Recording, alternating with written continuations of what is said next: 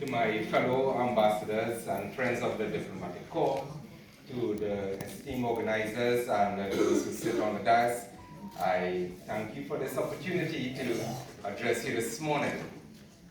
However, Hindi is not a language that I know.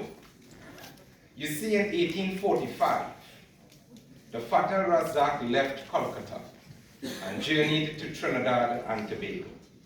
Those of you who are not familiar with Trinidad and Tobago might be familiar with West Indies cricket, or at least Brian Lara, Sunil Narayan. So they are from my country, Trinidad and Tobago. In 1845, when the East Indians landed in our country, they were under imperial rule, the British Empire. However, we were not permitted to have Hindu schools. Our children had no educational facility in which they can learn about Hinduism or Hindi. Marriage that was done under Hindu rites was not recognized. Did we lose it? Did we lose the language? And to a large extent, yes.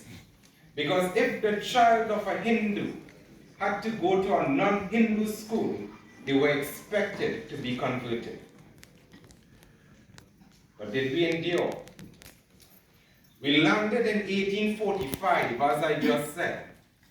But by the year 1955, under the leadership of Sagan Maharaj and Simbhanath Kapil Dev, they established the Sanatan Dharma Mahasabha of Trinidad and Tobago.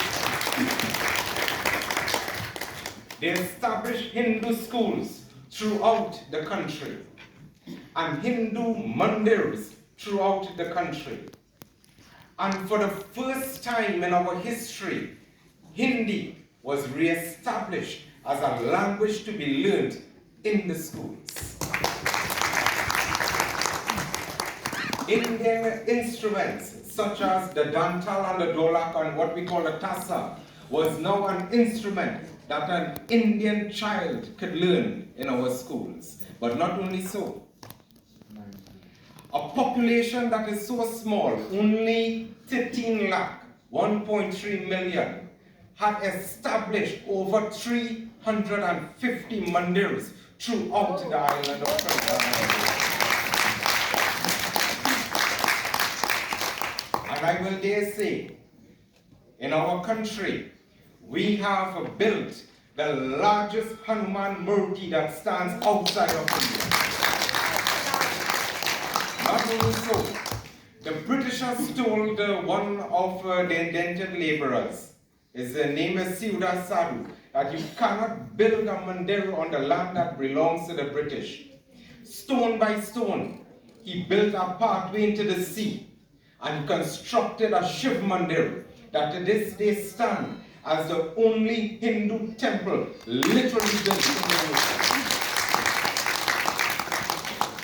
Did we lose it? No, we didn't. Today, Trinidad and Tobago stands proud of our heritage that is intimately linked to Bharat, to India. We have had prime ministers who have sworn as prime ministership using Bhagavad Gita. Almost half of our parliament is sworn into parliament using the Bhagavad Gita. And the Hindi culture, not just Hindu culture, Hindi culture became mainstream in Trinidad and Tobago. So much so that Shah Rukh Khan owns the Trinidad and Tobago Knight Riders cricket team. So much so that Lata Mangeshkar visited Trinidad and Tobago on a number of occasions to sold out audiences. That even, and I've shared this story many a times before, that even when I came to India, just about 3 months before Lataji was hospitalized, as I said, I've shared this many times before, she called, and my sons, not me, answered the phone on video, and they decided that they will sing to the greatest singer of all times, Jawada Kia.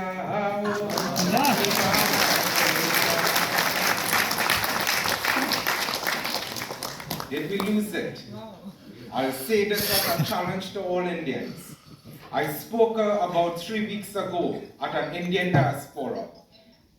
On that platform, this dais in which I spoke, you had someone who was white, which no problem with. Someone who was non-Hindu, no problem with. But not one representative I asked, where is Mauritius? Where is Suriname? Where is Guyana? Where is Trinidad and Tobago besides me? Where is Fiji? How could we begin to talk about the Indian diaspora without recognizing these countries who over 100 years ago went to their islands?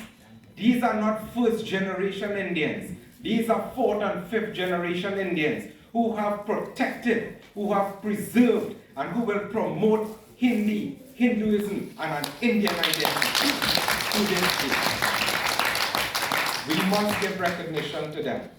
So today, I thank the organizers of this conference for this most wonderful opportunity, but for recognizing the diaspora that left India under false pretense by the imperial masters, but who endured against all odds a culture that was so orchestrated to rip from us our identity, to take away our philosophy, to banish our text, but we endured.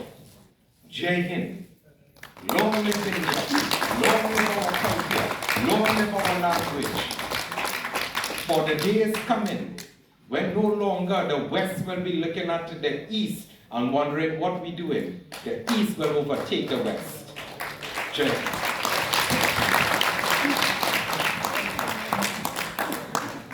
धन्यवाद जी। आपने अपने भावों के माध्यम से